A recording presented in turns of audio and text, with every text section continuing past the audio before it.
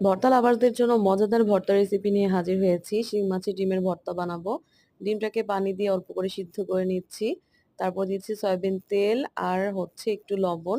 এটা দিয়ে ভালো করে ভাজা ভাজা করে নিব। তেলটা কিন্তু অল্প দিয়েছি। আমি কিন্তু পরবর্তীতে সরিষার তেল এড করব। তো ভাজা ভাজা হয়ে গিয়েছে, এখন বাকি মশলা রেডি করব। দিয়ে দিচ্ছি পেঁয়াজ কুচি, তারপর দিয়েছি কাঁচামরিচ, ৮-১০টি কাঁচামরিচ কুচি দিয়েছি, বিলাতি ধনেপাতা কুচি দিয়েছি।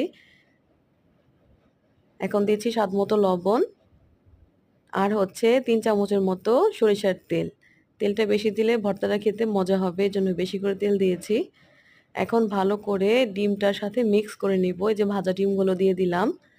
এখন ভালো করে হাত দিয়ে মিক্স করে নিব।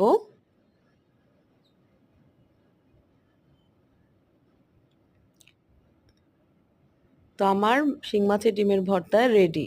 গরম গরম ভাত দিয়ে দারুণ হবে খেতে।